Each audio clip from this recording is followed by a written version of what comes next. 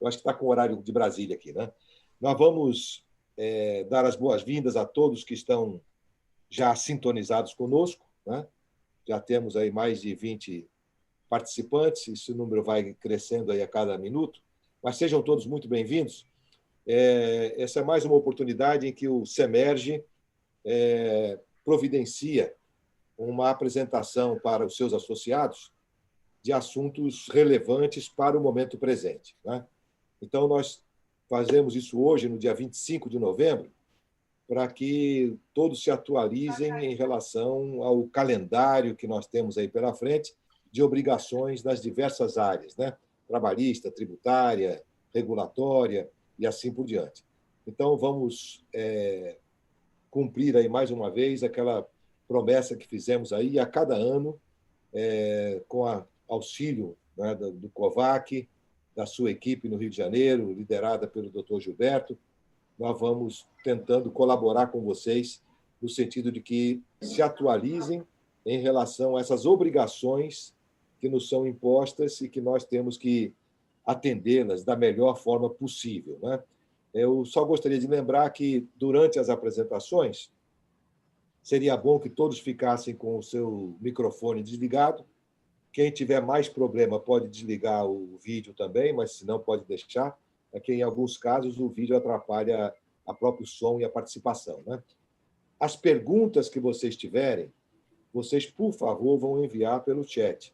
Então, basta entrar lá no chat e colocar lá a pergunta, mas elas serão respondidas ao final da apresentação. Neste primeiro momento, nós temos a presença conosco, direto de São Paulo, do Dr. Kovac, que tem sido aí uma constante na nossa colaboração, né? A consultoria jurídica para o Semerge e para grande parte dos nossos associados, para a totalidade dos associados via Semerge, né? E para alguns deles, o Kovac providencia também outro tipo de atendimento mais individualizado. Então, nesse primeiro momento, eu vou passar a palavra aqui ao Kovac para as suas palavras iniciais. Não sei se ele vai poder ficar depois, mas se ficar vai ser muito bom também, mas tanto ele como eu temos alguns compromissos, a gente tem que atender algumas demandas aí de reuniões, né? Mas logo em seguida, então, eu volto a falar com vocês, os que já estiverem participando, e nós passaremos, então, a ser conduzidos na apresentação pelo Dr. Gilberto, a doutora Aline e a doutora Márcia. Ao final da apresentação deles é que estará aberto para perguntas. Tudo que vocês colocarem no chat está sendo acompanhado pela nossa equipe do Semerge. Então, a Vera Lígia, nossa diretora executiva, ela está lá no comando, vai anotando, vai respondendo a vocês, de tal forma que a gente tenha o melhor aproveitamento desse nosso momento de atualização para as atividades operacionais, principalmente nas nossas instituições de ensino. Mais uma vez, em nome do Semerge, sejam todos muito bem-vindos e vamos tirar o máximo de proveito dessa reunião, né? Mas, doutor Kovac, inicialmente aí, eu lhe passo a palavra aí para essa parte inicial, com algumas informações, e depois, então, me devolve a palavra e eu vou comandar aqui, passar para o doutor Gilberto, tá bom? Seja bem-vindo, Kovac, muito obrigado. Obrigado. Eu fui o famoso fura-fila, né? Porque não estava no programa, Tá no mas programa. A Vera me pediu para falar um pouco, e acho que a questão da minha fala ela vai muito ainda naquilo que não está muito definido em termos de calendário. Então, é muito mais para poder alertar em função das reuniões que eu tenho representado o Semerge e outras entidades, junto à CESU, junto às séries, e também agora com a reforma tributária, né? Então, eu acho que esses temas são importantes como sinal de alerta. Quero também fazer um agradecimento aos nossos eleitores. Afinal de contas, nós fomos considerados, numa pesquisa realizada com mais de 1.500 escritórios, departamentos jurídicos de instituições e de empresas, como o mais admirado, em primeiro lugar, na área educacional, né, e econômica. Então, eu quero agradecer a todos, porque, no fundo, é por intermédio também das entidades que o escritório aparece, presta o serviço, e agradecer, obviamente, ao meu time, né, porque sem time a gente não faz nada, né? Então, está aí muito bem representado pelo Gilberto, pela Márcia, pela Aline.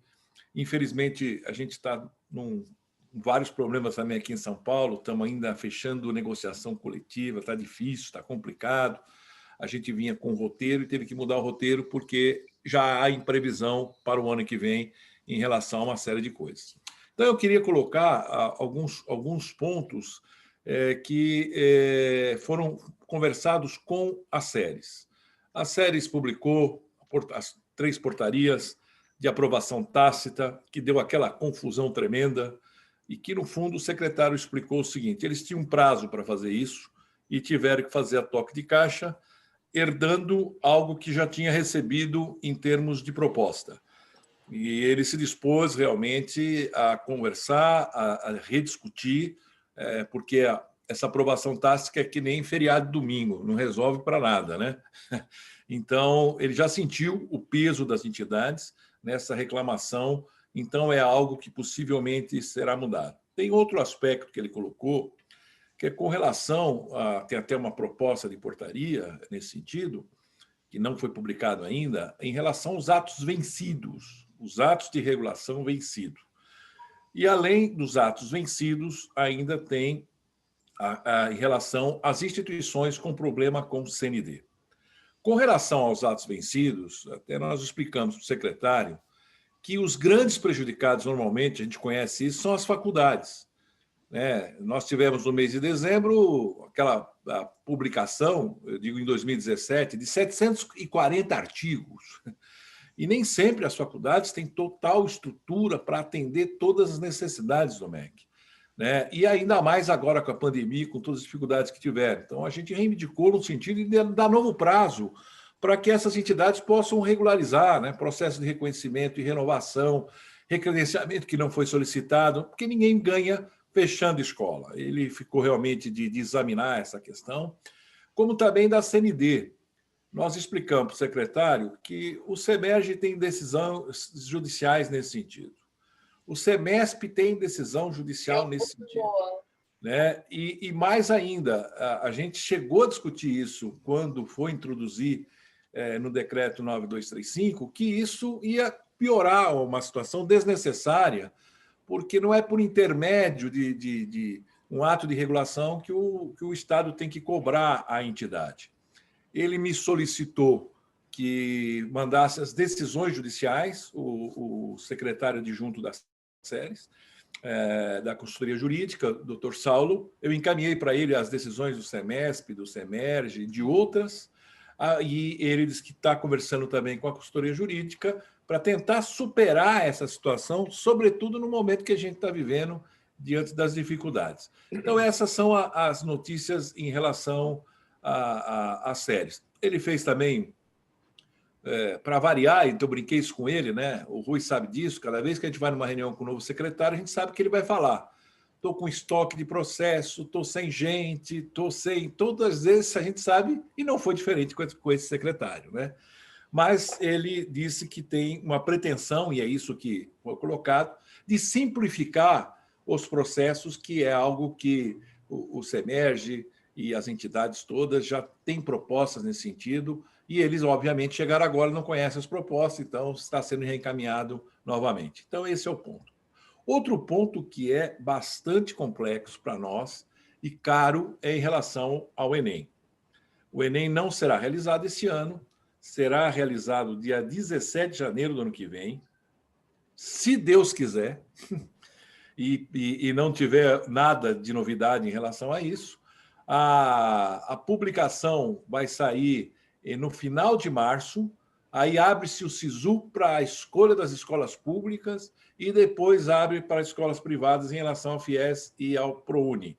Isso significa dizer que nós não teremos aluno para o início do ano, que é um desastre e um problema sério para fins de SEBAS, isso nós explicamos para ele, para fins de PROEB, porque altera totalmente, mas não adiantava a gente ficar chorando. Ele fez uma proposta que era de colocar 50% das vagas no mês de janeiro e 50% no mês de julho. Nós falamos que isso não resolve, por vários motivos. entre os quais, até o vestibular de julho, ter aluno suficiente para preencher as 50 vagas. Então, a proposta que foi feita foi de aproveitar todos os Enems que foram feitos até hoje, e não o último. Então, ou seja, pega lá desde 2008 para cá, até porque a situação financeira de alguns alunos com certeza mudou. Ele teve a pontuação, mas não tinha a carência necessária prevista na lei do ProUni, e agora pode estar enquadrado. Então, essa foi a primeira proposta.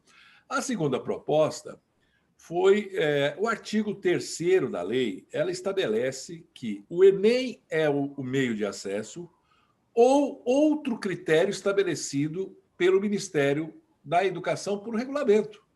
Ora, então, o que pode ser feito? No mês, aproveita os Enems que já foram realizados, isso é o mais simples, e já no processo seletivo, a instituição abre para os alunos do ProUni, considerando os critérios estabelecido no programa, renda 1,5, A3, ter estudado gratuitamente na escola privada ou ter estudado integralmente numa escola pública, né?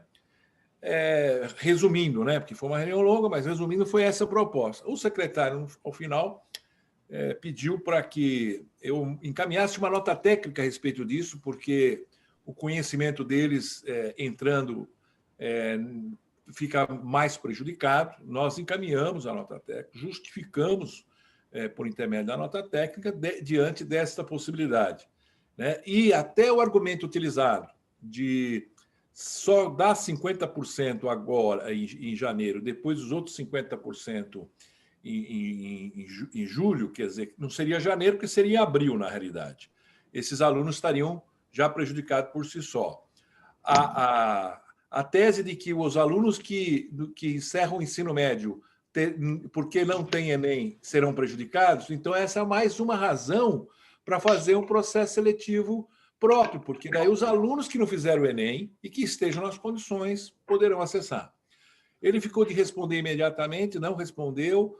Tivemos uma reunião no fórum essa semana, e no fórum foi discutido de pedir nova audiência, estava sendo marcada, essa audiência já está fixada o dia 2, e eu estarei lá representando também o Semerge nessa reunião. Então, ou seja, é um radar que precisa ficar pensado. Para o ano que vem, em função também da imprevisibilidade disso tudo, e aí vai uma sugestão que não tem a ver muito com calendário, né? Eu porque atuei 16 anos em escola, eu fui de chão de fábrica, então todos os problemas é mais fácil para a gente enxergar. Para o primeiro ano, as escolas precisam pensar em modularizar o curso. Na pior hipótese, o aluno entra um grupo de alunos, faz o primeiro trimestre, entra outro grupo do aluno na sequência no segundo semestre para ele cobrir depois o aluno que entrou no segundo trimestre no ano que vem. E aí até acertar a questão curricular. Porque o pior dos mundos é o que o governo está pretendendo fazer. E aí vai ser difícil. O que você faz com o aluno em abril? Hoje, o ensino à distância já acontece na maioria das escolas. Elas fazem 4 processos seletivos. A exemplo do que acontece muito similarmente com as pós-graduação, o estilo tijolinho, né? Você vai construindo o currículo de tal maneira que você vai preenchendo as turmas. Então, é uma ideia que eu coloco para vocês. Por último, a questão da reforma tributária. Tudo que nós estamos vendo, achamos difícil alguma aprovação da reforma tributária acontecer este ano. Achamos realmente muito difícil, né?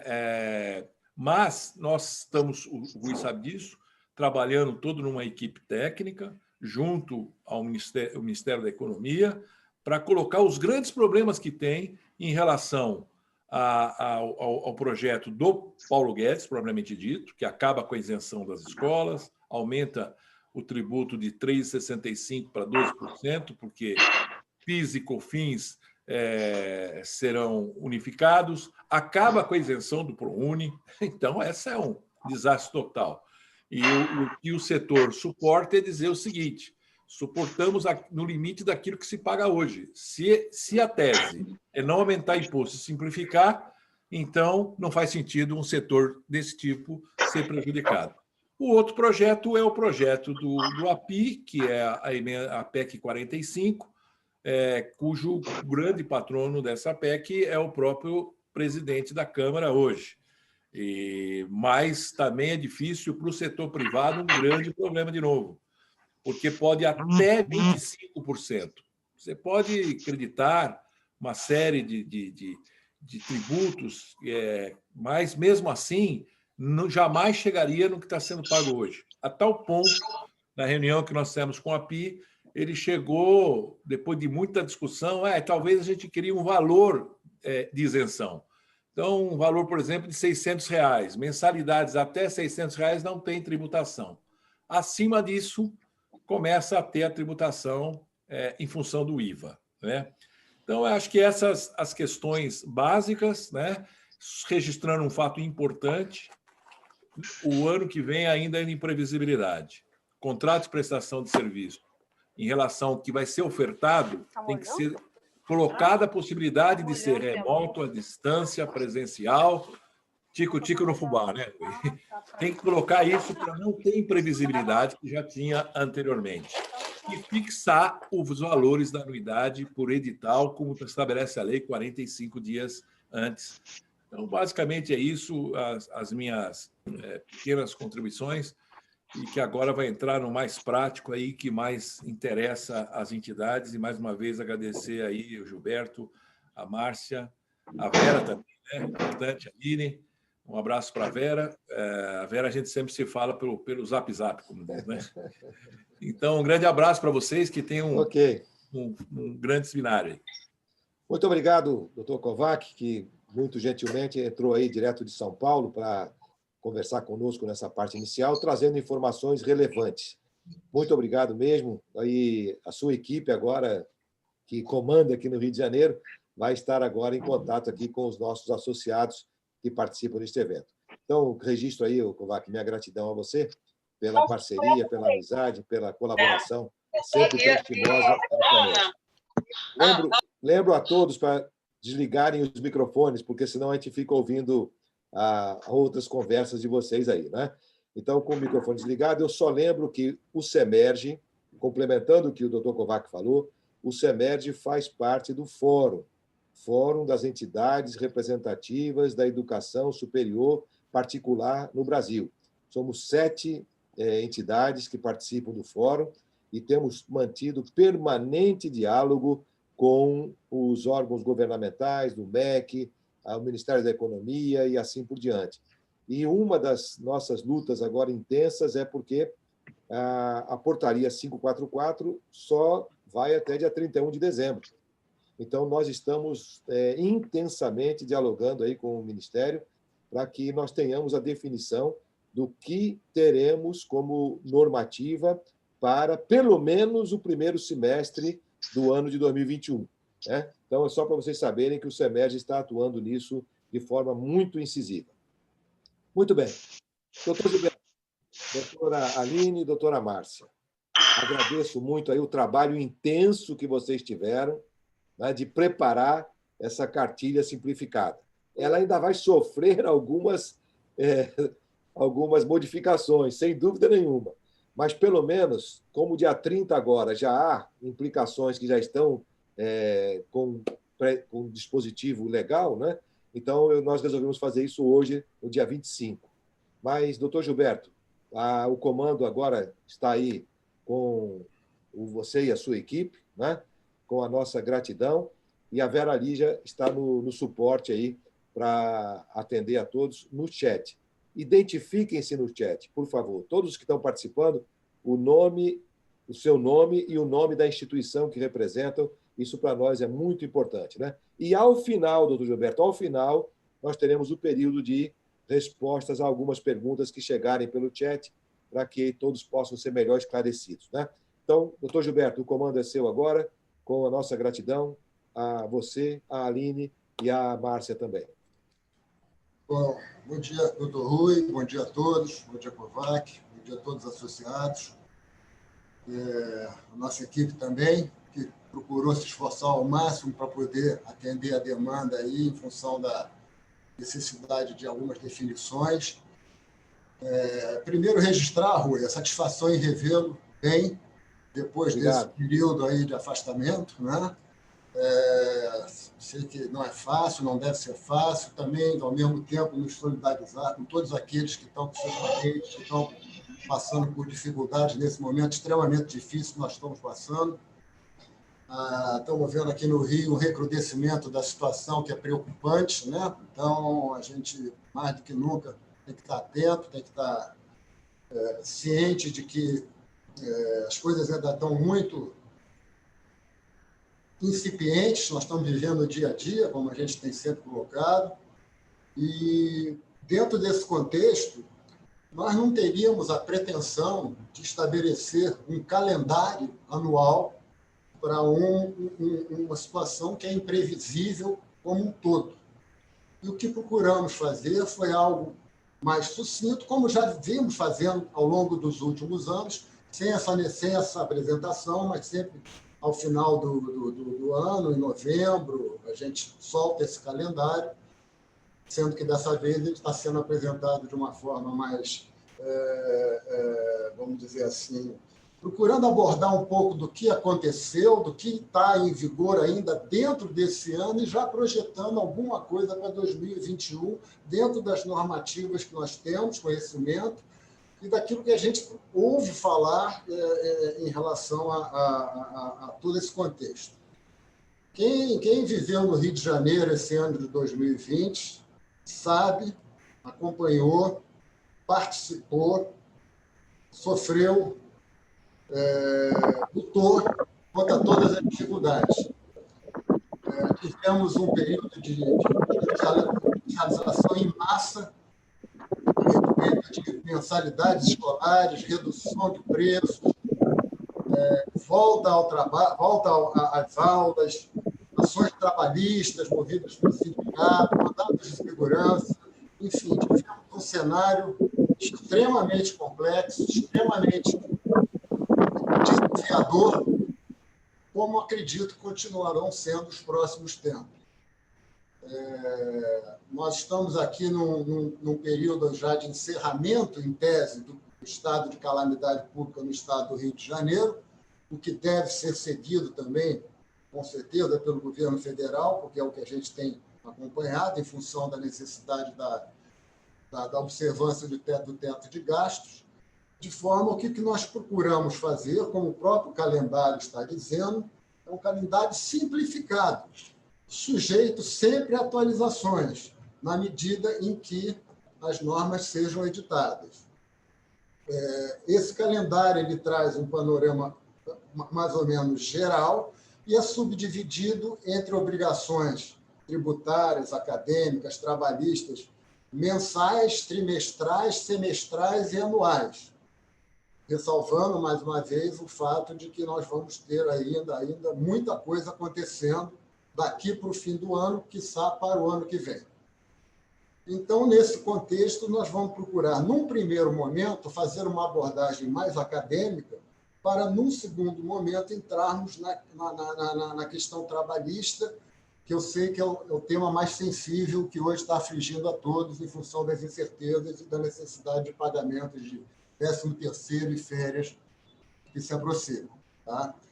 Nós vamos encaminhar esse calendário, como sempre encaminhamos, e preparamos alguns slides, algumas coisas para compartilhar com vocês enquanto fazemos essa apresentação. Vou tentar aqui, dentro das minhas limitações tecnológicas, compartilhar a tela dos slides. Deixa eu ver aqui onde nós estamos. PowerPoint. Não sei se estão vendo. Espero que estão todos tendo acesso aos slides. Sim, está aparecendo, Gilberto. Sim. Tranquilo. Então, vamos em frente aqui, fazendo uma breve explanação, que vai contar com a interferência da doutora Aline também nesse primeiro momento, porque nós estamos falando de um contexto ainda dentro de uma esfera acadêmica. Colocamos, no primeiro momento, as leis que foram editadas ao longo do ano e que impactaram, que deram um norte para tudo aquilo que nós estamos vivenciando no estado do Rio de Janeiro. tivemos uma interferência parlamentar muito grande aí nas atividades das instituições. Sabemos que todo mundo passou pelo período da lei da redução de mensalidades, todo mundo sabe da existência da lei da opção pelo ensino remoto até a volta da vacina, todo mundo sabe da lei que impede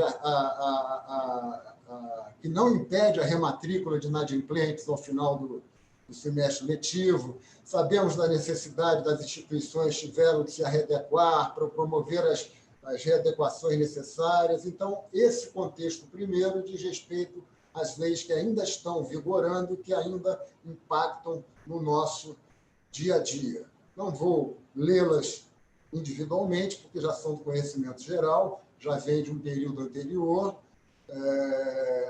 em que as instituições tiveram, em tempo recorde, de se adaptar à nova realidade,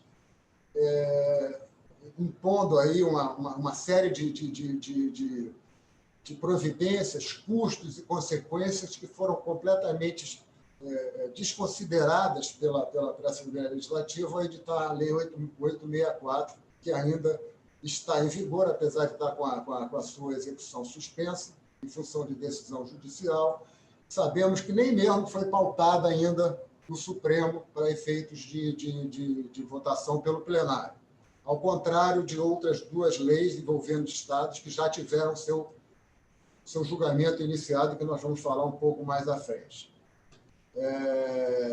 Essa reorganização de calendário letivo, ele teve por base essa lei, as leis anteriores, que foram consolidadas nessa Lei 14.040, que estabeleceu uma série compilou uma série de obrigações, já computando o primeiro período da pandemia e já projetando alguma coisa para o ano que vem. Lembramos que essa lei ainda, por uma determinação da própria lei, vai caber ao Conselho Nacional de Educação regulamentá-la, e o Conselho Nacional de Educação já emitiu, já aprovou em plenário a redação desse novo parecer, mas ainda não está homologado.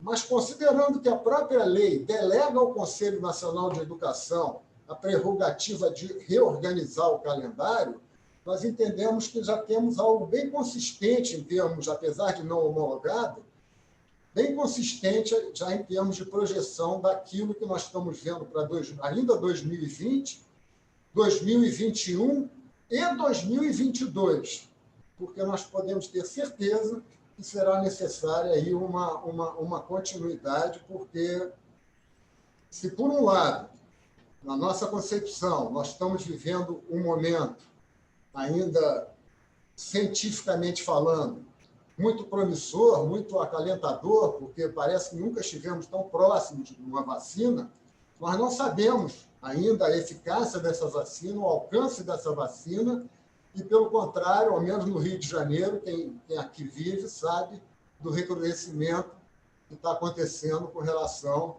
à incidência de novos casos, o que foi agravado pela desmonização dos hospitais públicos de campanha e a lotação das unidades de saúde novamente com novos casos. Então, podem acontecer reviravoltas, podem acontecer situações que nós já vivemos e podem voltar, ou não. Tudo vai depender, como bem disse Kovac, passadas as eleições, se nós teremos ou não algum tipo de uma nova normatização a respeito. Mas esse parecer que tomou o número 15, que ainda não foi homologado, já traduz muitas situações às quais as instituições, nós presumimos, já tenham se adequado e também comunicado ao MEC para efeitos de estar em situação regular dentro do contexto das obrigações acadêmicas a que estão sujeitas. Isso já vinha desde o primeiro momento, isso já foi colocado e sempre foi reiterado sobre essa necessidade. Então, aqui nós temos um quadro com umas diretivas para a regularização desse calendário, que já vieram desde o parecer 5, passaram pelo parecer 9, pelo parecer 11 e agora por esse parecer número 15, que está aguardando a homologação. Mas repetimos, talvez Kovac, se ainda estiver aí, possa ter uma ideia mais apurada, porque anda mais junto ao MEC, ao SERES, já é um indicativo bem consistente daquilo que o Conselho Nacional de Educação, e foi um órgão muito importante nesse período todo, porque ante a falta de coordenação, ante a falta ao silêncio do MEC em relação a várias questões cruciais, ele assumiu um papel de protagonismo que foi muito importante no entendimento não só das entidades acadêmicas, como do próprio Poder Judiciário, que se viu assoberbado por ações sobre as quais não tinha uma visão meramente consumerista e nunca regulatória. Então, procuramos empreender esse trabalho ao longo do ano de conscientização do judiciário sobre essas normas, buscando afastar aspectos consumeristas de regulatório. Temos um parecer que depois a Aline vai falar, que é o parecer 6, que impacta um pouco essa questão da reorganização, porque ele resguarda a questão religiosa, mas isso nós vamos falar um pouco mais à frente. As aulas que quer dizer, a questão das leis estaduais que estão em vigor, seja em relação à vigência de estado de calamidade pública no âmbito estadual, seja até a descoberta da vacina, possibilitando aí a continuidade das aulas remotas, isso aí está em vigor, continua vigorando. Chamamos a atenção para o parecer número 11, no item 7.1, que dá uma amplitude maior à questão da flexibilização. Tá? É importante esse contexto. Viemos para a questão das matrículas, que não foge muito àquilo que já estava previsto, considerando que é muito difícil nós falarmos em termos específicos ante a ignorância com relação ao que cada entidade reformulou em termos de calendário acadêmico, mas a legislação continua em vigor, e isso é uma obrigação que já vinha e que teria que ser adequada ao novo calendário acadêmico que deve ter sido desenvolvido por cada instituição. As leis das mensalidades, como a gente está falando, continuam em vigor, não foi votada, quer dizer, continua em vigor. A sua aplicação está suspensa por uma decisão judicial oriunda aqui do Rio de Janeiro, mas nós sabemos que o tribunal adotou uma postura de aguardar uma manifestação do Supremo com relação à constitucionalidade ou não dessa lei, o que pode gerar um grande problema para nós, e nós devemos estar atentos a isso. Porque, como já dissemos, essa lei estadual, no que diz respeito ao Rio de Janeiro, ainda não está sequer pautada, e as duas leis que já começaram a ser discutidas nas duas leis que já tiveram um início discutido através do plenário do Supremo, nós temos a lei do Estado do Ceará, onde já foram proferidos os 4 votos, 3 acompanhando o relator, ministro Edson Fachin, que decidiu pela constitucionalidade da lei, apenas não retroagindo ao início da pandemia, mas sim à edição desta lei. Esse voto foi acompanhado pela ministra Carmen Lúcia e pelo ministro Marco Aurélio.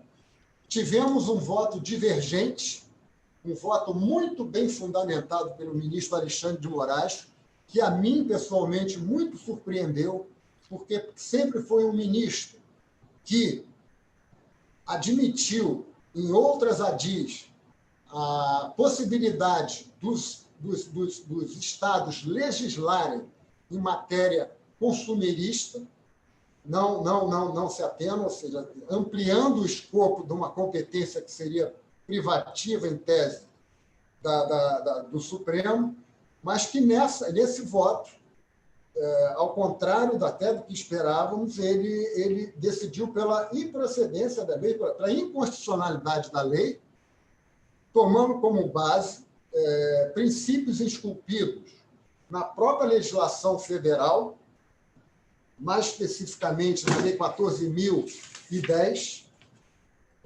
que delega à União a competência para regular as relações jurídicas durante o período de pandemia, e por entender que não houve abuso nenhum por parte das instituições, e sim uma necessidade de readequação em função de uma situação que não caracteriza uma imprevisibilidade a ensejar a revisão dos contratos. Ele é o relator da lei do Maranhão também, já proferiu o seu voto no mesmo sentido, mas o que nós temos é que na lei do Ceará, infelizmente, o ministro Toffoli, que já havia se manifestado anteriormente em uma situação específica sobre a restauração das decisões judiciais no Estado do Rio de Janeiro, ou seja, está plenamente ciente do que está acontecendo aqui, pediu vistas do processo, interrompendo o julgamento. Como nós já estamos em final de novembro, já vamos entrar em recesso, e provavelmente em 31 de dezembro será suspendido o estado de calamidade pública, não sei se a nível federal ou estadual, é bem provável que nós não tenhamos a conclusão desse julgamento, sendo que, se prevalecer a decisão pela constitucionalidade, isso terá impacto nos outros julgamentos e nós teremos um grande problema, porque o nosso tribunal está adstrito a uma decisão do Supremo e nós estamos com várias instituições que suspenderam os descontos decorrentes da lei e vamos ter uma nova judicialização ou uma nova discussão envolvendo aquilo que os alunos pagaram a mais em função dessa suspensão. Infelizmente, nós podemos nos deparar com essa situação. Não sabemos quando isso retornará, quando isso será pautado novamente, mas não acreditamos que tenhamos uma decisão sobre isso ainda este ano. Reiteramos aquilo que foi amplamente debatido, requerido, suscitado, que é a famosa planilha de custos. A necessidade dessa planilha está sempre atualizada, em função de, a qualquer momento, os órgãos de defesa do consumidor, seja por um motivo ou por outro, estarem a requerê-la. Tá? Então, nós estamos continuamos nesse ambiente de incerteza no que diz respeito ao cível, e também tivemos outras demandas em nível trabalhista, que a Márcia vai falar com mais propriedade adiante. Essas duas leis se conflitam, a 9870 e a lei estadual 8915, que proíbe a negativa de rematrícula de inadimplentes. É uma questão que nós estamos enfrentando e que não sei como cada instituição está lidando, porque a retenção do aluno é algo fundamental, nós sabemos, ao mesmo tempo, existe a prerrogativa e a faculdade dela de recusar essa matrícula, mas existe essa colidência dessas duas leis, ainda dentro desse cenário de incerteza, e nós passamos para esse outro decreto que institui a Política Nacional de Educação Especial, Equitativa, Inclusiva, com aprendizados ao longo da vida, que é um decreto relativamente recente, que merece atenção de todos também, dentro desse contexto de imprevisibilidade, e a famosa Lei Geral de Proteção de Dados e seus impactos dentro dos contratos de prestação de serviço, sendo que, nesse tópico, eu vou passar o contato para a doutora Aline, que faz parte do grupo de trabalho instituído pela COVAC Sociedade de Advogados para estudo e implementação dessa legislação no âmbito educacional. E, então, eu passo a palavra a ela, que está muito mais familiarizada a respeito desse assunto, para tecer seus comentários e os reflexos dela nos contratos. Então, fica com a palavra a doutora Aline, para dar seguimento. Eu não sei se eu tenho que sair daqui para ela poder entrar. Deixa eu ver aqui se está puxando. E ela passaria a partir daí. É isso, Aline? Acho que eu vou compartilhar novamente, mas se você quiser deixar também o...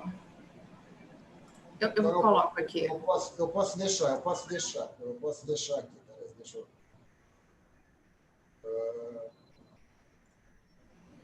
Já está compartilhado, né?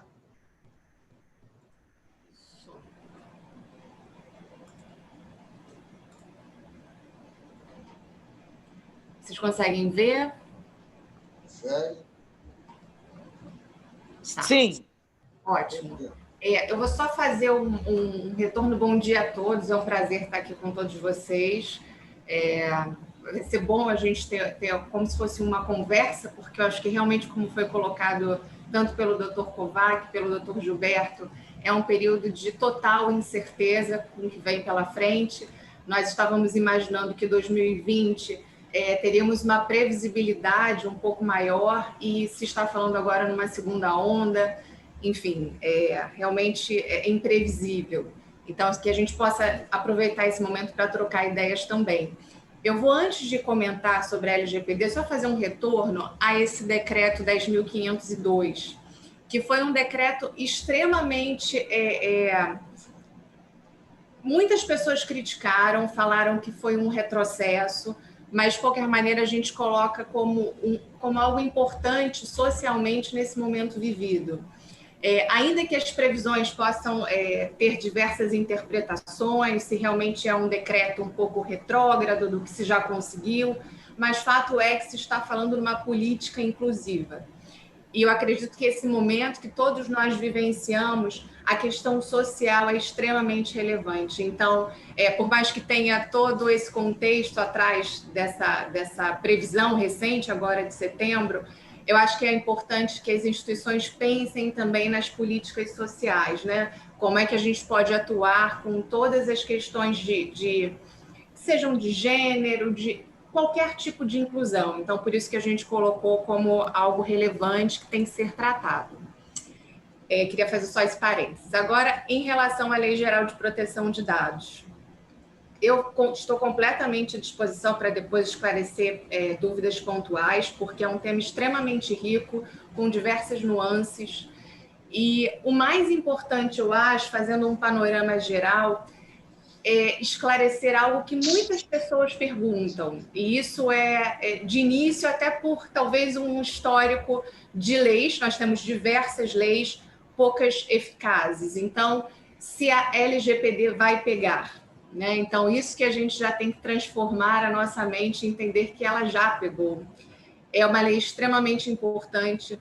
A gente tem reflexos da Europa, enfim, começou com a GDPR, e a gente vê a questão do sancionamento é extremamente relevante, está realmente mudando a formatação das empresas e a preocupação com como lidar com os dados e com as informações pessoais, tal é a relevância. A gente viu pela tecnologia, que foi o que nos salvou nesse período, como ela é importante e como todos os nossos dados e nossas informações mais importantes, elas estão expostas e são compartilhadas indevidamente, muitas vezes. E nós, como titulares desses dados, nem tomamos ciência de como compartilham dados pessoais nossos. Então, essa lei trouxe uma discussão extremamente importante e isso é de máxima relevância, entender a seriedade do que vem pela frente. Na verdade, a gente teve um período de implementação, a vigência começou agora há pouquíssimo tempo, 18 de setembro, a gente vai começar com as sanções previstas na lei, com uma vigência à frente, em agosto de 2021, mas é preciso que a gente entenda que ministérios públicos, PROCONs, eles já estão trabalhando com essa lei e o judiciário, inclusive até recentemente, o ministro do STJ, Humberto Martins, fez um seminário sobre a LGPD e o potencial da judicialização sobre o tema. Então, nós vamos ver demandas individuais de titulares de dados alegando que os dados foram compartilhados indevidamente ou que não tiveram a resposta da empresa, da organização em tempo hábil sobre o tratamento desses dados, como é feito. E fora essas demandas coletivas, que podem ter certeza que Ministério Público, Defensoria, PROCON já estão trabalhando em cima dela. Então, é muito importante essa conscientização, que é algo que vai mudar completamente essa questão da relação de dados e como as instituições têm que trabalhar isso. Nesse primeiro momento, claro que muitas já fizeram a implementação desde 2018, já estão trabalhando nessa mudança institucional, porque realmente é algo revolucionário, mas se a pessoa ainda está, se a instituição ainda está num caminho um pouco atrasada, ainda está implementando, se eu puder dar um conselho agora, inicialmente, seria envolver todos os setores. É muito importante. Às vezes, uma terceirização, alguém de fora apenas, é importante que tenha, sim, um olhar de fora, mas que todas as pessoas passem por campanhas de sensibilização para que compreendam a importância dessa lei, porque eventuais sanções são altíssimas e tem um aspecto também da imagem institucional que pode ser manchada. Então, realmente, a instituição vai ter um papel fundamental em conscientizar todas as pessoas envolvidas nesse processo. Então, é algo extremamente importante.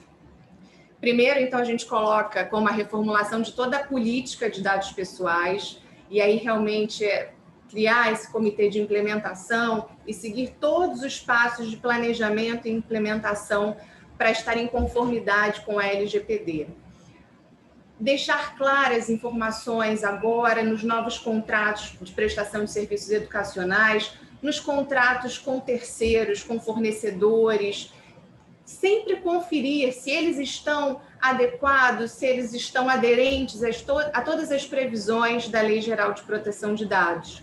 É amplíssimo o espectro, mas é importante que seja efetivado o quanto antes, porque realmente a judicialização já está acontecendo.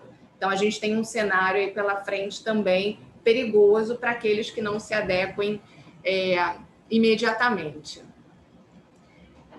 Teremos também a questão da aprovação tácita para comentar. O Dr. Kovac fez um panorama do que vem pela frente, porque, por mais que tenham surgido, a gente teve a Lei de Liberdade Econômica, que foi muitíssimo positiva, porque nos garantiu, nos trouxe um cenário de livre exercício da atividade econômica, de respeito à livre iniciativa, que, infelizmente, muitas vezes esbarra em princípios consumeristas que também desconsideram a importância de ter um negócio funcionando, como isso socialmente é importante.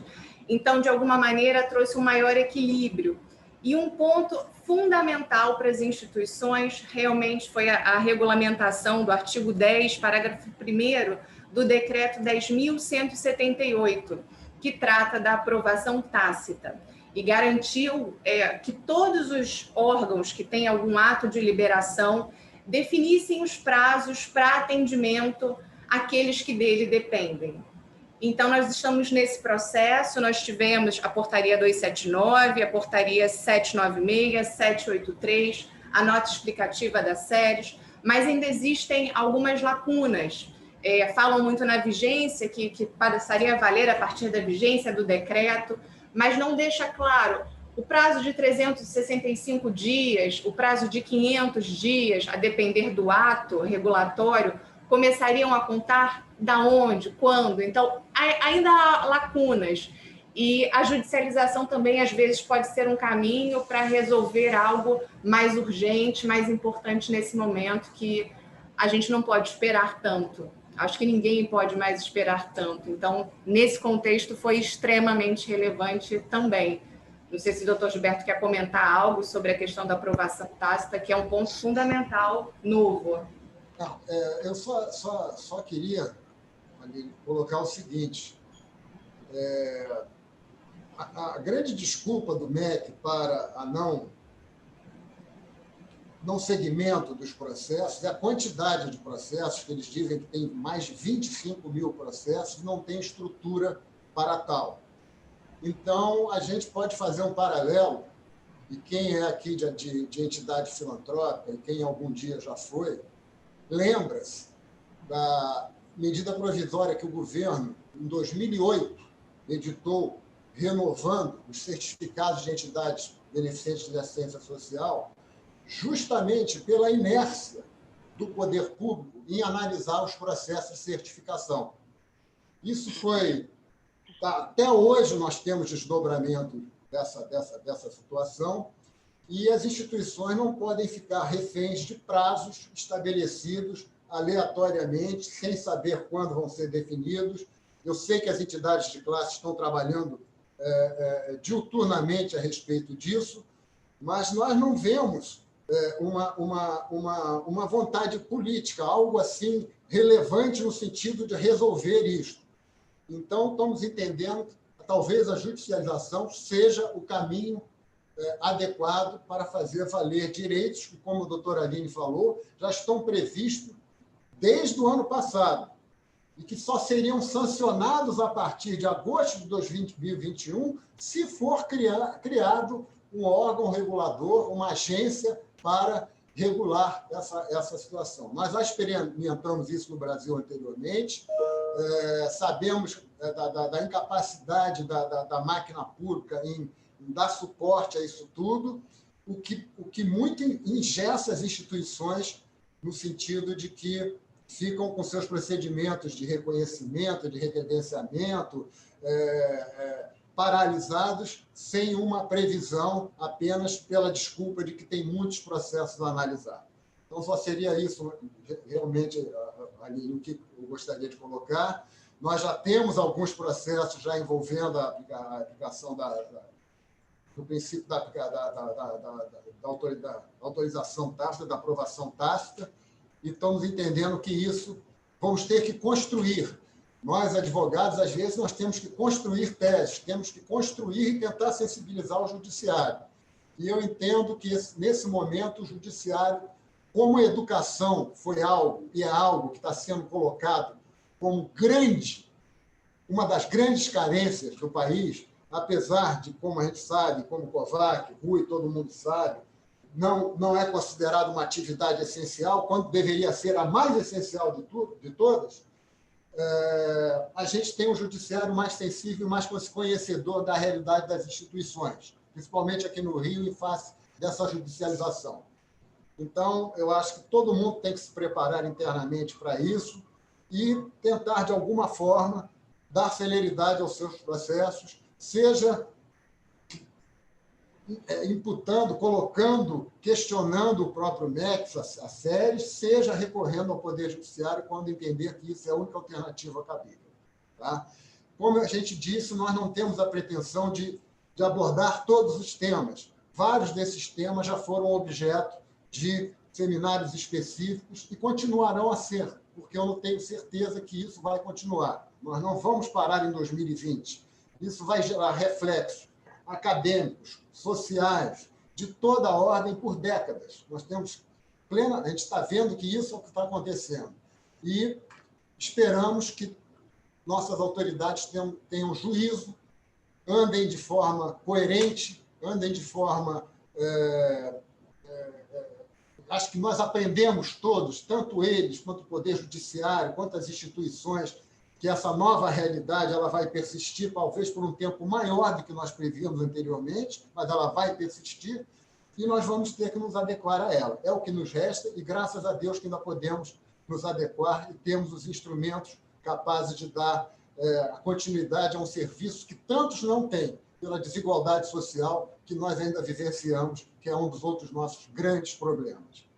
Passada essa fase de uma introdução mais acadêmica, vamos dizer assim, eu vou passar a palavra para a Márcia, que está aí dentro de um tiroteio cruzado, junto com o Marco, com o pessoal do CEMERG, com a Vera, com o pessoal da Comissão Paritária, na negociação com o Simpro, com as medidas judiciais, com os professores que não querem voltar, com todas essas indagações que nós temos com relação a pagamento de verbas salariais, 13º, férias.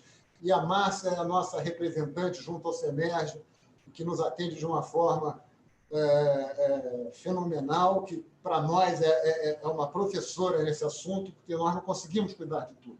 Então, ela tem esses olhos voltados para isso, e eu passo a palavra para ela para dar continuidade, agradecendo a Aline, agradecendo o tempo despendido e nos colocando sempre à disposição para poder esclarecer o que for possível para nós. Tá bom? Muito obrigado a todos pela atenção. Passo a palavra à Márcia. Bom dia, quase boa tarde já, né? Eu não sei se eu vou conseguir aqui, eu fiz alguma coisa no meu Zoom aqui que eu não estou conseguindo ver todo mundo, nem conseguindo ver o material, mas eu vou tentar compartilhar aqui o meu, e aí vocês me sinalizam se está tudo ok. Deixa eu dar uma olhada aqui.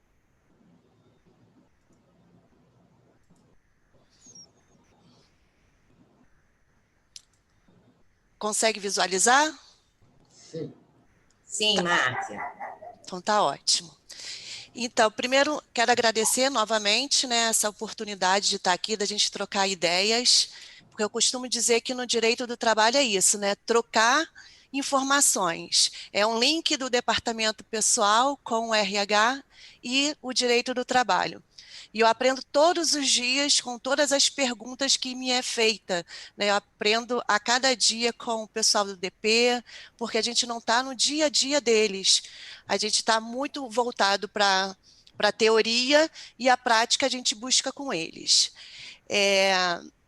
E aí eu queria falar, num primeiro momento, sobre as nossas negociações coletivas, né? As nossas negociações coletivas, ainda que bastante debatidas com os sindicatos representativos da categoria dos profissionais, eu acho que a gente conseguiu construir um bom trabalho, né? E eu costumo defender muito a importância dessa negociação coletiva, a manutenção dessa negociação coletiva. E a gente teve aí êxito, tanto na categoria dos professores, como na categoria dos auxiliares administrativos, né? Iniciando com a nossa renovação da negociação coletiva de Niterói. Nossa negociação coletiva de Niterói, ela foi renovada, né, na ausência ainda de uma assinatura e outra, mas consolidada em entendimento, onde a gente fez uma renovação da CCT, que valeu entre 19 a 20 para 2021, sem que haja, nesse momento, que é tão delicado da pandemia, de tudo que a gente está vivenciando, de se falar em reajuste salarial, né? Então, o valor da hora-aula ela foi mantida e a gente renovou todas as demais cláusulas sociais. Esse primeiro slide aí, a gente está botando só a pontuação do que vai ser dito aqui no decorrer, e ao final a gente sabe que vai ter aí as perguntas inteligentes que nos vão fazer pensar, né? Passado aí o de Niterói, veio do município do Rio de Janeiro, né? Que também tivemos inúmeras negociações, inúmeros debates, inúmeras reuniões, desgastes, entendimento, aprendizado, e aí com tudo isso consolidou o quê? Só relembrando, né? Na última negociação coletiva, o SEMERGE e o Simpro Rio negociou uma CCT, um instrumento coletivo que valia, né, vigorava por no máximo 2 anos, que é o que a CLT nos permite hoje.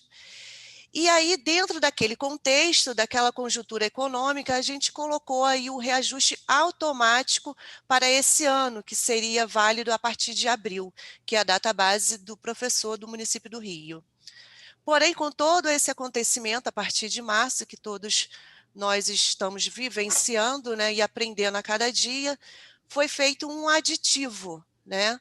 Um aditivo modificando aquilo que já estava tratado naquele outro momento. Então, a gente já tinha uma renovação de composição salarial automática, que valeria a partir de abril, e diante do nosso novo cenário, a gente fez uma nova negociação, fazendo o quê? Um aditivo àquela convenção que já estava vigorando e que ia valer e vai valer, né, até março de 2021.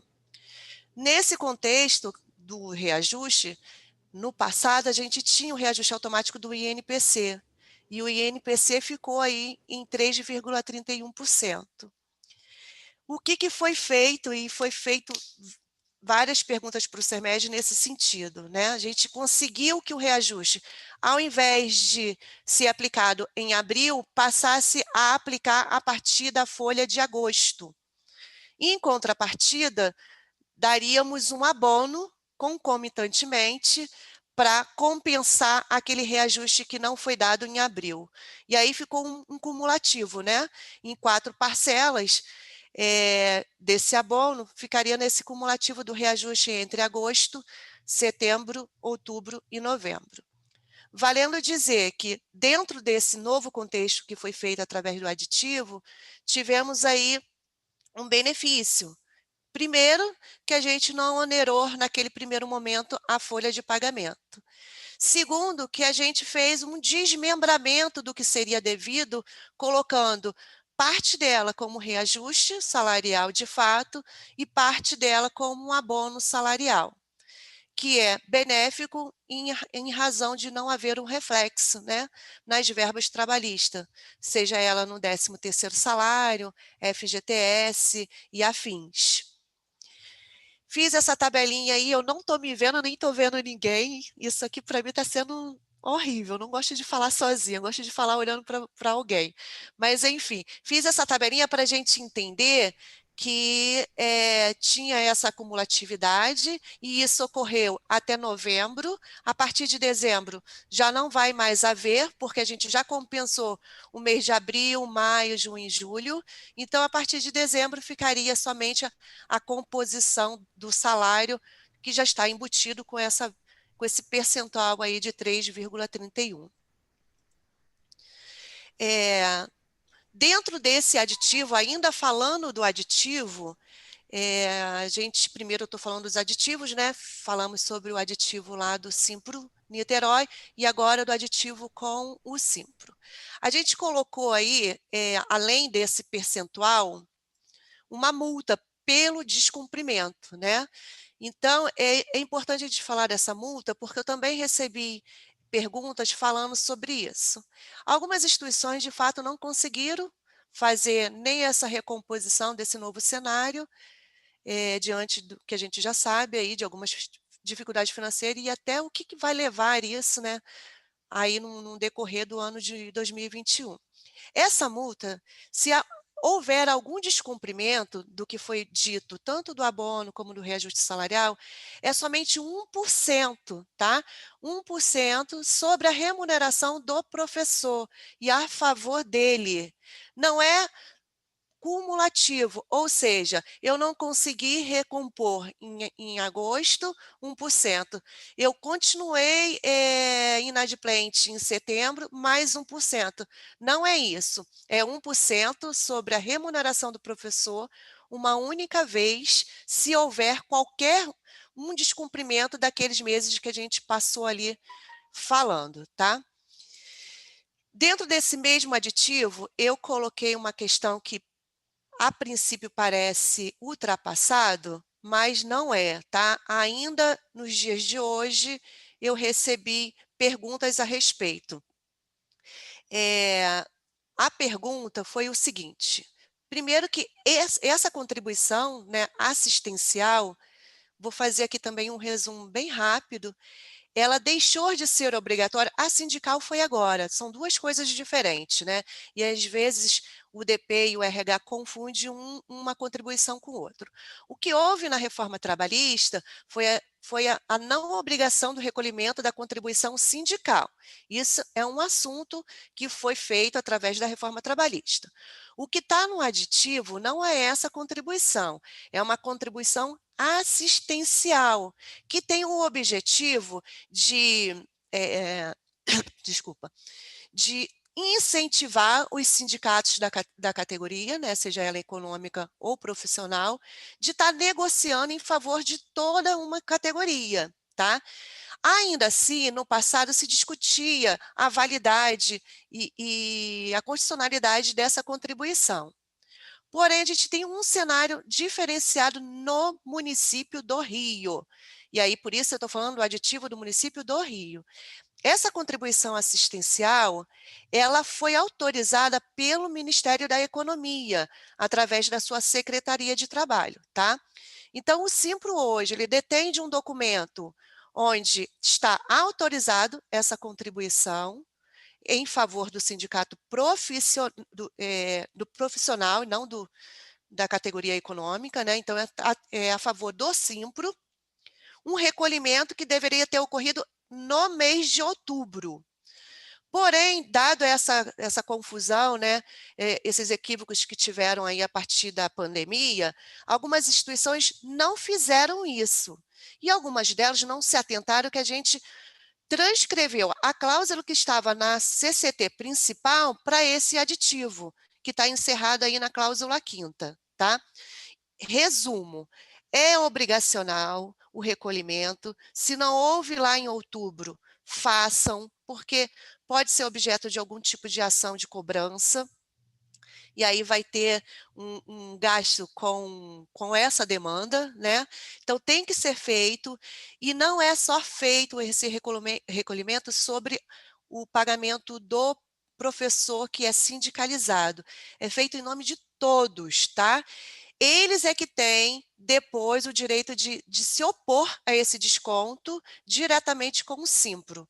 E aí eles dão aí esse prazo de 20 dias, e por isso foi aceito pelo Ministério da Economia, por isso foi aceito pelo Ministério Público do Trabalho, ante o entendimento que é razoável o tempo dado para se opor e o Simpro devolver o que lhe foi descontado, ok?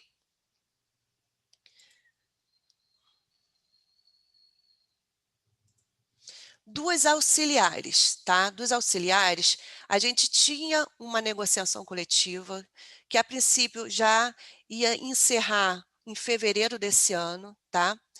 E a gente conseguiu, através de vários aditivos, que já estamos no 6º aditivo, fazer uma prorrogação daquele documento principal, daquele instrumento coletivo principal, né?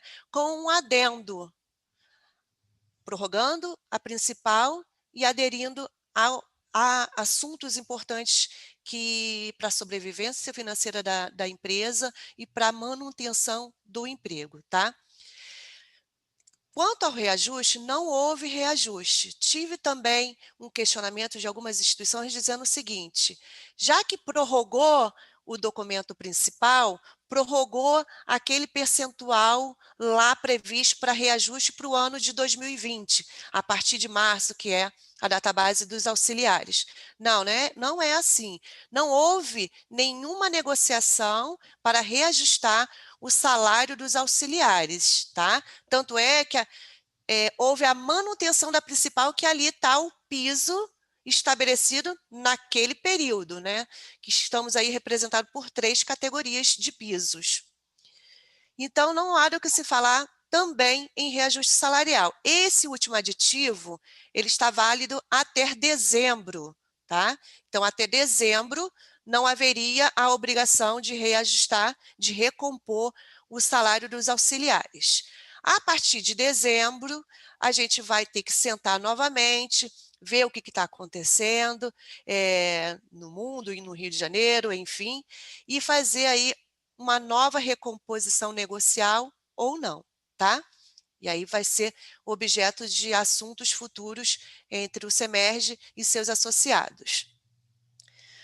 Não fizemos o reajuste, mas fizemos uma inclusão dentro desse aditivo da CCT de matérias que eram previstas na medida provisória 927, tá?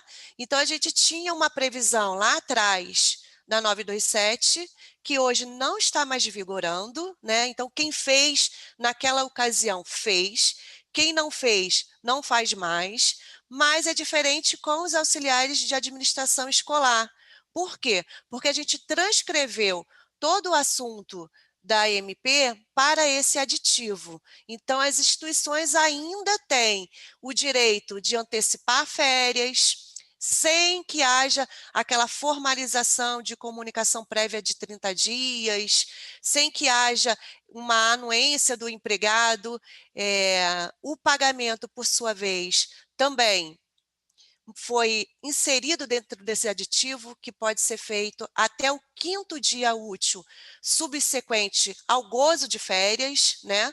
E 1/3 poderia ser pago até o pagamento do 13º, que aí já estamos vencendo, né? A gente vai falar mais detalhado isso quando eu falar em 13º.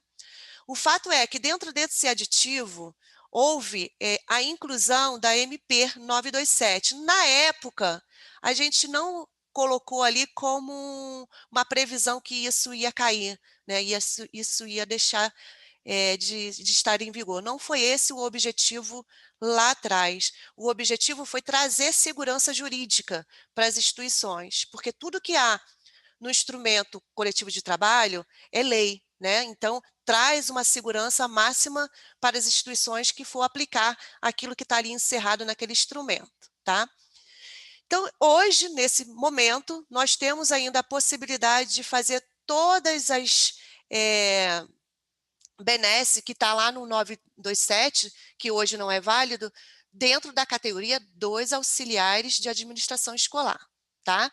Antecipar férias, colocar férias coletiva, aproveitar feriados antecipando eles, fazendo o banco de horas de uma forma totalmente atípica, né? Por quê?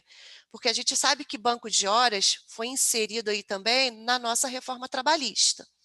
Antes da reforma trabalhista, que se deu em novembro de 2017, não havia regulamentação do banco de horas, porque a consolidação das leis trabalhistas somente falava em compensação de jornada. E o banco de horas vieram com a prática e com os julgamentos, né? Então, a partir de novembro de 2017, foi incluído o banco de horas dentro da CLT, e ali traz 3 possibilidades. Uma que é falando necessariamente da compensação de jornada, que é a questão de você trabalhar um pouquinho a mais e compensar dentro do mesmo mês, que é feito diretamente com o seu funcionário, sem maiores burocracias. A segunda questão seria aí o banco de horas, necessariamente dito, com suas previsões de horas negativas, horas positivas, como é feita toda a recomposição, também sendo tratado entre o empregado e o empregador, sem a intervenção sindical. Nesse caso, quando você faz o banco de horas diretamente com o seu funcionário, ele tem que ser compensado num período máximo de 6 meses após a realização daquela hora extraordinária. Então, tem esse período máximo de compensação para aquela hora extraordinária feita naquele banco de horas. E aí a gente tem uma segunda opção, dentro ainda do cenário da CLT, que é o banco de horas com a intervenção sindical. E aí, o que modifica é o tempo de compensação dessas horas, que passa de um período de 6 meses para um período de até 1 ano após a realização.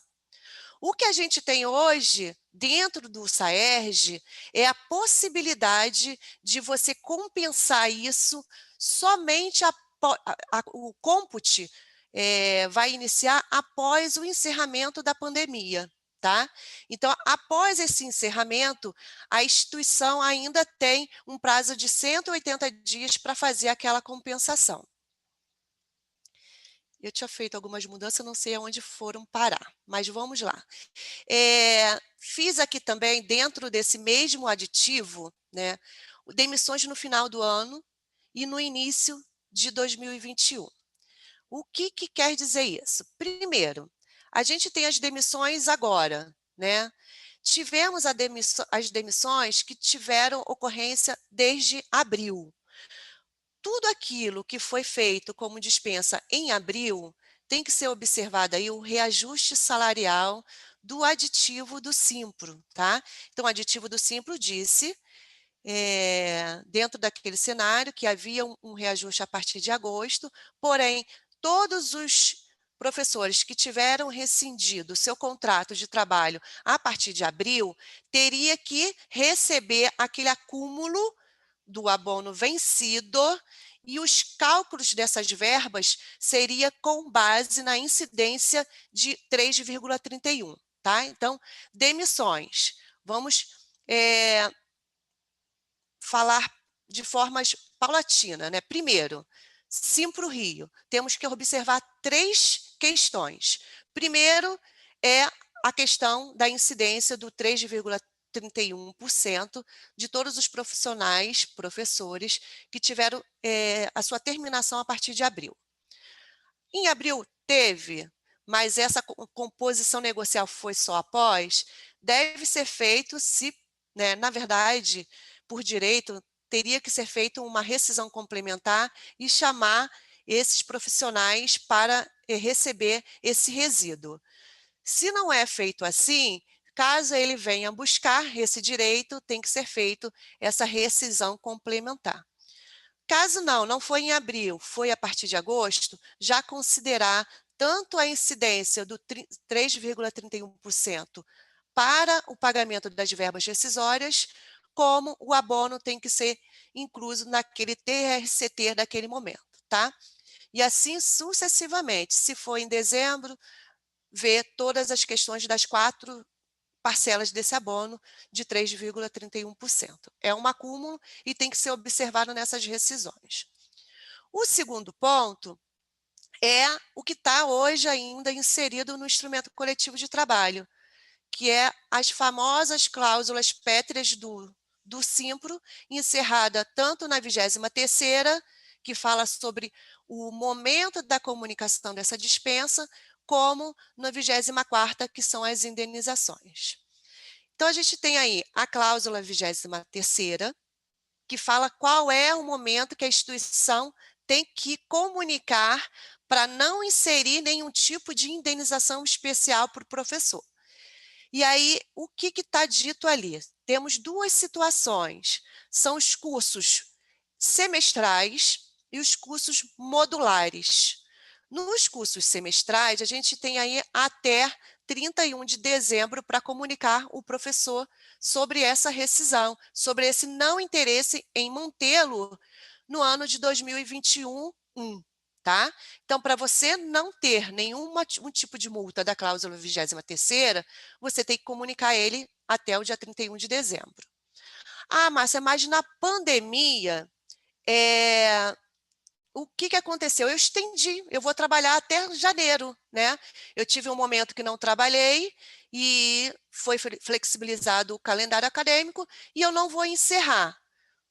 Tudo bem, você não vai encerrar, você vai comunicar o professor até o último dia letivo efetivamente trabalhado, tá? Então, diante de uma forma atípica que a gente está vivenciando, a gente vai aplicar a 23ª conforme os cursos modulares, que fala nessa questão, né? Quando você tem que comunicar ao professor? No último dia de trabalho. Tá? E a gente tem que observar que a cláusula 24ª, ela acompanha esse raciocínio, porque ali fala o seguinte: se você dispensar o profissional, né, docente no decorrer do período letivo, ele vai ter direito àqueles meses que ainda restam do período letivo. Tá? E dentro desse raciocínio de prorrogação, prorroga-se esse período letivo, prorroga-se esse momento de comunicação, tá? Aí vamos falar da demissão do SAERJ. A princípio, o SAERJ não tem nenhum regramento de momento para dispensar. Então, vale o que está na CLT. É um direito aí potestativo do empregador em dispensar o seu empregado a qualquer momento. Mas aí a gente tem que relembrar que a gente tem um aditivo que fala sobre todas as questões, tanto da medida provisória, que hoje não está valendo, como da medida 936, que virou Lei 14.020. E o que é dito ali? São as instabilidades provisórias de emprego. Então, se ocorreu, né, tanto a suspensão contratual como a redução da jornada de trabalho, consequentemente da remuneração, tem que observar, dentro daquele contrato de trabalho, qual foi o período que aquele profissional ficou em suspensão ou redução. Havendo aí um mês, ele tem mais um mês de estabilidade. Sabemos que a Lei 14.020 ela veio aí carregada de 3 decretos de prorrogações. E aí a gente tem um máximo hoje de 240 dias. Então, se o profissional, porque pode haver alguma instituição que está aplicando e vai acabar agora os 240 dias. Né? Então, se 240 dias foi aplicado para um profissional do auxiliar, ele tem aí uma garantia de emprego de mais 8 meses. Então, tem que observar, porque em que pese não haver nenhum regramento na CCT, de momento, a gente tem aí a estabilidade provisória de emprego em razão da pandemia, em razão da possibilidade de suspensão contratual e em razão da possibilidade de redução de jornada e consequente redução da sua remuneração.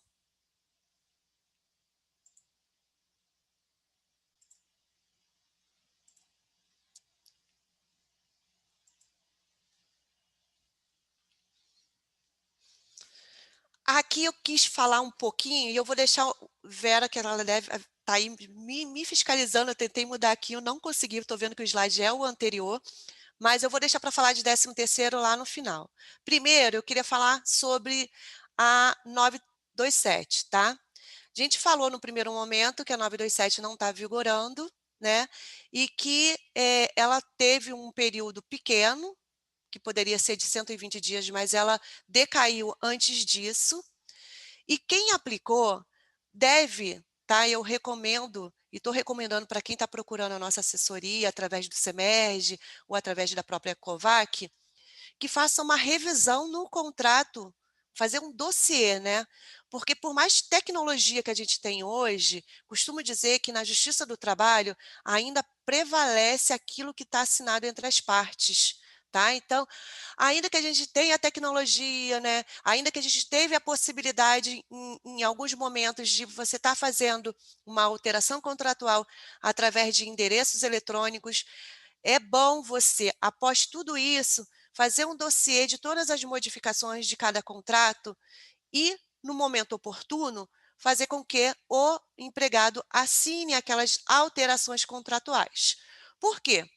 Porque a medida provisória 927, ela falou em antecipação de férias, ela falou em banco de horas e ela falou em teletrabalho, né?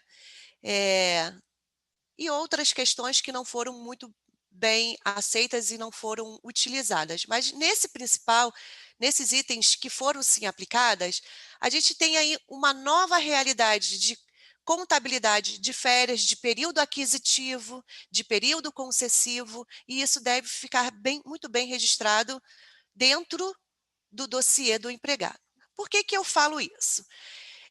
A gente conversa muito que tudo que a gente está vivendo vai ter um reflexo aí de 2021, 2022 e assim até a prescrição do direito do trabalho. A gente vai ter muito questionamento. Por quê? Primeiro, dentro da nossa reforma trabalhista, ela foi falado muito que não poderia fazer nenhum tipo de negociação quando tratasse da saúde do professor, do auxiliar, em geral dos empregados, né? Com a pandemia, houve aí a possibilidade de fazer a antecipação das férias. Na realidade, de fato, quem fez a antecipação de 2 férias dos seus profissionais, né? Então, isso subentende que ele vai ficar aí trabalhando sobre 2 anos sem o direito de gozar férias. E aí, o que acontece com isso? As férias, ela tem nossos 3 objetivos. Ela foi criada, o objetivo da lei de férias foi criada para poder recompor saúde, né, saúde mental, fazer check-up de saúde, enfim. Então, as férias têm esse momento para você recompor a sua saúde, você se socializar, né? Fazer programação de uma viagem, fazer qualquer tipo de comunicação com família e etc. E econômica. E você fazer isso, fazer uma antecipação disso, uma privação para o futuro, pode ocorrer aí danos irreparáveis aos empregados que só vai ser discutido no momento futuro. E é por isso que eu estou recomendando que tudo que foi feito dentro dessa medida, seja registrado através aí de um dossiê, do registro do empregado, né, de todo o contrato dele, e para poder o quê? Resguardar no momento futuro. E do teletrabalho, eu destaquei também a importância de você ter que fazer isso para o professor, já que ainda o SAERJ está valendo a regra que foi lá encerrada na 927, tá? Porém, no professor, a gente tem aí umas situações, tanto que no futuro vai ser muito discutida, né? Como uma questão mesmo de formalização desse documento do professor. Então, ele tinha, tá? Não estou falando do professor que já era tutor, não estou falando do professor que já era responsável por cursos à distância. Estou falando do curso presencial. Nós temos professores que eram do curso presencial, que passaram para modalidade remota, que eu prefiro falar assim, porque não é curso à distância, é uma modalidade do trabalho sendo prestado de uma forma remota, que no primeiro momento não teve a anuência desse professor, mas que nesse momento precisa dessa anuência. Ah, mas as instituições não estão em funcionamento e o professor não tem que anuir trabalhar em casa? Ele tem que anuir. É claro que dentro desse contexto todo, é claro que para ele também é benéfico, né? Mas essa formalização, esse documento deve existir.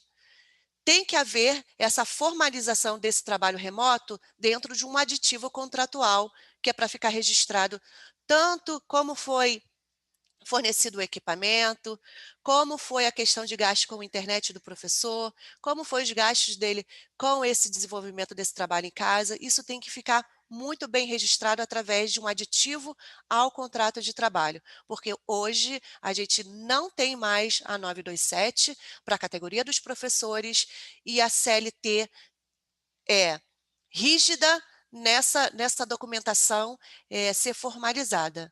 A gente brinca que o direito do trabalho e a relação de trabalho, ela não precisa de forma para existir, né? Podendo existir até tacitamente. Porém, isso a gente fala da regra, e toda exceção é necessário sua formalização.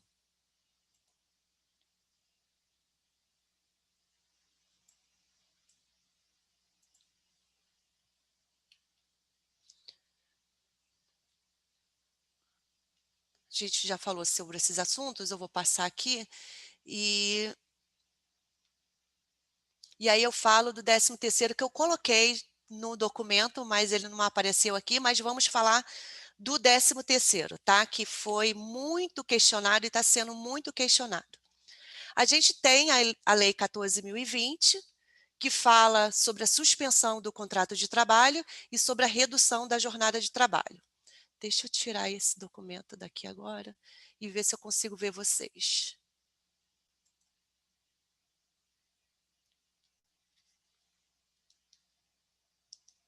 Eu continuo não vendo vocês. Enfim, a gente tem essa questão, né, dessa lei que está em vigor. E o que acontece com a suspensão do contrato de trabalho? Gente, cadê isso? Eu queria ver tanto vocês. Ah, estou vendo de uma forma paralisada, mas eu estou vendo. O que acontece? A gente tem aí a suspensão do contrato de trabalho. Sabemos que suspensão do contrato de trabalho, o que ela surte? Nenhum efeito, né? Então, quando você tem uma suspensão do contrato de trabalho, ela deixa de surtir efeitos, ela paralisa, né? E aí, o que acontece com esse contrato de trabalho? Ele não contabiliza nem para fins de aposentadoria. Dentro da lei, não tem esse regramento de como fica o pagamento do 13º, tá?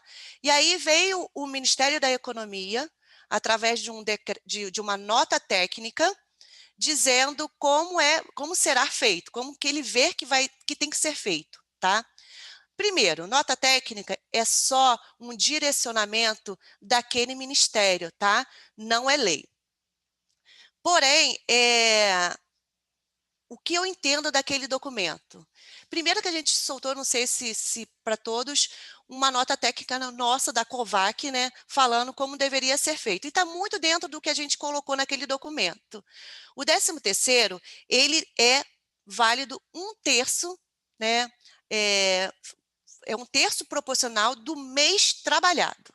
Então, se eu tenho uma suspensão do contrato de trabalho que me fala que eu não surti efeito em determinado momento, aquele mês não vai contabilizar para o 13º salário. Se o funcionário ficou 6 meses, 6 meses não vai ser contabilizado para o 13º salário. O 13º salário só vai ser contabilizado pelo mês efetivo de trabalho. E aí a gente tem uma ressalva a fazer, porque para o 13º, a partir do 15º dia trabalhado, já contabiliza com um mês de trabalho, tá? Então, se você trabalhou dentro de um mês 14 dias, não contabiliza. Porém, se é até do 15º para cima, contabiliza aí para a formação do 13º salário, tá? Então, isso aí já está pacificado até pela nota técnica do Ministério da Economia, através da relação do direito de trabalho. O que está agora em discussão é quando há a redução da carga horária, a redução da jornada de trabalho. Isso sim está em discussão e tem aí entendimento tanto para um lado como para o outro. O que o Ministério da Economia disse? O Ministério da Economia disse que, havendo jornada de trabalho, havendo redução de jornada de trabalho, tem que contabilizar, para fins de pagamento de 13º, a remuneração, a vida antes dessa redução, tá? É o que o Ministério da Economia está entendendo. Só que o que fala a lei, né? Não é isso que fala a lei, né? O que fala a lei para o professor, por exemplo, o professor ele tem um salário que é considerado como salário variável. Quando você tem um salário variável, ele contabiliza uma média dos 12 últimos meses trabalhados, né? Então, para o professor, que tem uma remuneração variável, a contabilidade para isso é feita aí nos 12 meses anteriores àquele fato gerador. Isso também vale para a rescisão de contrato de trabalho, que também é contabilizada dessa forma. Se eu tenho essa média, havendo redução, essa redução vai entrar dentro dessa média dos 12 últimos meses, tá? Isso é fato. Agora, do auxiliar, que tem muito a regra é salário fixo, da mesma forma. Qual é a regra? Ele tem direito àquela situação do 13º na jornada, naquele período ali de dezembro, aquela remuneração que seria devida ali em dezembro. E é a mesma forma quando há a redução. Se ele está com a redução no momento de hoje, ele vai ter a redução desse 13º. Márcia, isso é certo? Nunca poderei falar isso, né? Porque isso vai ser objeto de discussão no judiciário, eu não tenho dúvida. A gente vai, de um lado, brigar pelo que está na lei, né, do 13º, que a gente tem um decreto que fala sobre o assunto, e outros vão brigar pelo que está na nota técnica do Ministério da Economia, tá? Em relação às férias, também há um reflexo da Lei 14.020. Por quê? Porque as férias também deixam de contabilizar o período aquisitivo naquele período onde o funcionário ficou em casa. Por isso, eu repito, a necessidade de fazer uma revisão nos contratos de trabalho. Essa revisão, ela não é genérica. Essa revisão do contrato, ela é pessoal, ela é única, ela é cuidadosa, é trabalhosa, é minuciosa de fato, tá? É o que eu tenho aqui para falar. A Vera me fala aí se eu esqueci de alguma coisa, já que não entrou o documento aqui complementado que ela me pediu. Não, tranquilo. Era isso mesmo. Ah, entendi. Aí eu passo agora, então, a palavra novamente para o doutor Gilberto, para fazer as considerações finais. Obrigado, Márcia, aí, por todos os esclarecimentos. Eu sei que, como você disse, a gente está vivendo um período de incerteza, que isso vai refletir academicamente, em termos trabalhistas, por um período muito grande de prescrição dessas ações todas. Sabemos da necessidade das instituições de se readequarem também a essa nossa realidade, com a utilização dos funcionários que realmente elas vão ser necessários para esses novos modelos que nós estamos tendo aí que nos adequar. E isso vai gerar muita discussão, sim. Eu não tenho dúvida que essa área trabalhista, nos próximos anos, vai ser muito demandada em razão, por motivos óbvios. Como o governo não é claro, ele diz que não conta, o 13º, para mim, foi um ponto muito sensível, a gente explicou mais dentro do calendário, do próprio documento, assim, que vai ser disponibilizado, vai dar muita margem de discussão, e a gente espera que as partes sempre tenham bom senso, os juízes sempre tenham bom senso. Enfim, a gente espera, né? Nem sempre tem, mas a gente espera e vamos estar sempre fazendo o melhor e à disposição de todos para ajudarmos naquilo que for possível. Tá? Mais uma vez, a gente agradece aí a oportunidade do SEMERGE de poder nos posicionar. Estamos nos sentindo todos juntos, abraçados nessa nova realidade, né? Tentando construir pontes, né? Tentando levar nossa palavra adiante, nos fazer escutar, porque a gente sabe que a atividade empresarial no Brasil é muito complexa e muito submissa ainda a poderes regulatórios que nem sempre interpretam as coisas da maneira mais consistente, mais devida. E, nesse sentido, nos colocamos à disposição, agradecendo a atenção de todos, e não sei se o doutor Rui ou a própria Vera querem fazer alguma colocação, e estamos à disposição para qualquer situação, para qualquer reivindicação ou pergunta que houver, caso necessário, podendo ser encaminhado por e-mail, da forma como sempre nós procuramos atender. Tá? Então, eu devolvo a palavra à Vera ou ao doutor Rui, não sei se ainda estão presentes, para que deem algum desfecho. Ok. Doutor Gilberto, muito obrigado. Vera Lígia, eu tenho uma pergunta. Nós vamos disponibilizar no nosso site esse material e a cartilha simplificada? Ou qual é a orientação que você dá aí, por favor? Nós enviaremos duas. Eu vou aproveitar então para fazer algumas observações, né? A Márcia colocou inicialmente, ela começou a apresentação dela falando sobre as CCTs, e ela falou em primeira mão aí da questão de Niterói, mas eu queria dizer que nós já estamos com todas as assinaturas, com data de hoje. Então, a CCT de Niterói foi celebrada, uma nova CCT com reajuste zero, e isso vai até, né, agora, julho do ano que vem. Então, nós vamos encaminhar hoje para os associados as instituições de Niterói. Em relação ao material da apresentação, nós encaminharemos o próprio calendário, que já foi enviado pelo jurídico. Agradecer a vocês, né? Foi muita pressão aí, eu fiquei no pé de todo mundo. Ontem à noite, eu estava lá, hoje de manhã cedinho já mandando.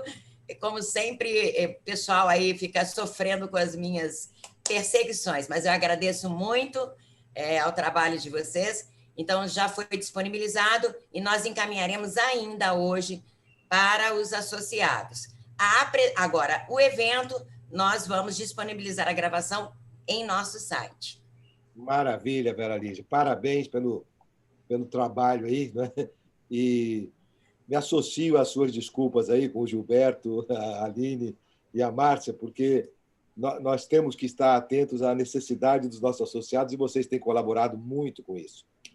Vice-presidente Marco Flávio, tem alguma observação, alguma contribuição ainda? Por favor, Marco Flávio. Professor Rui, em primeiro lugar, eu queria agradecer, né, ao Kovac, ao Gilberto, a Aline e a Márcia, né, pela bela apresentação, pelo empenho máximo da nossa Vera Lígia, diretora executiva, incansável, manda mensagem toda hora, né? Eu só tinha as observações foram perfeitas, só queria só fazer uma pergunta à doutora Márcia. Doutora Márcia, quando a senhora trata ali dos auxiliares, fala da estabilidade, quer dizer, uma instituição que usou todos os prazos do decreto, ou seja, 240 dias. Então, o funcionário tem estabilidade de 240 dias. Mas ele pode ser demitido pagando esses 240 dias, eu sou obrigado a ficar com ele por 240 dias. Então, essa questão, quando você tem uma estabilidade provisória, seja ela qual for, o objetivo é a manutenção do emprego, tá? Então, o objetivo, quando você tem uma estabilidade provisória da gestante, do sindicalista, de todas essas questões de estabilidade provisória, o objetivo da lei é a manutenção do emprego. Vamos dar um exemplo para essa tua pergunta do próprio diretor sindical, tá? Que tem aquela estabilidade até um ano depois do fim do mandato. Vamos dizer que esse diretor está aí se renovando anualmente nos mandatos desse sindicato. Ele, em qual momento ele pode ser? Ele não pode, ele tem uma garantia de emprego, tá? A estabilidade é a garantia de emprego. Eu posso fazer essa dispensa, essa terminação contratual, correndo um risco? Sim, eu posso. O que vai acontecer? Se eu optar em indenizar aquele período restante daquele período que falta da estabilidade, eu posso fazer essa indenização. Mas, Marco, eu já vi, mesmo fazendo pagamento como forma de indenização, o pedido de reintegração ser deferido na Justiça. Tá ok, entendido. Professor Rui, era só essa pergunta, professor Rui. Tá sem o negócio. Tá sem? O do Rui. Estava sem som aqui, estava sem som. O Marco, a gente entende, só que a gente fica sempre nessa expectativa, né? Pode fazer, mas já aconteceu casos assim, sabe? E é isso que faz com que a gente esteja sempre nesse campo da incerteza, né? Pode, mas não pode, né?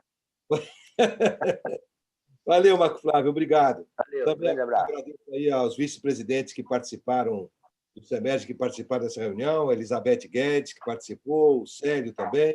Não sei se o Ivo conseguiu entrar, né? Mas tem alguma pergunta aí pendente, Vera Lígia, por favor? Não. Então, vocês foram sensacionais. Muito bom. Muito obrigado pela atenção de vocês para com os nossos associados. E vamos em frente. Se precisar, qualquer hora, em edição extraordinária, nós voltaremos com novas informações, enfrentando a incerteza, né? Doutora Márcia, muito obrigado de coração. Doutora Aline, muito obrigado. Eu te agradeço. Amigo doutor Gilberto, estamos juntos aí. Vamos em frente. Um abraço a todos. Nossos associados, né? Vera Lígia e equipe, muito obrigado. Um bom almoço para todos e uma boa tarde. E vamos em frente, né? Incertezas existem. Nós vamos enfrentá-las da melhor maneira possível e sempre buscando a melhor orientação. Então, deixo aqui a saudação e a nossa gratidão a todos quantos participaram até agora. Muito obrigado. Deixa eu só falar uma situação, doutor Rui, que eu falei ontem com a Vera. A Vera falou assim, Márcia! Eu saindo do escritório às 21 horas, ela, eu quero isso e aquilo outro, eu sou chata mesmo. E aí eu falei para ela o seguinte, e é muito verdadeiro, tá? Eu gosto muito das cobranças dela, eu gosto muito que ela observa, ela olha com detalhes, ela puxa a orelha, ela diz aonde está faltando, ela consegue fazer uma revisão essencial para o nosso trabalho. É verdade.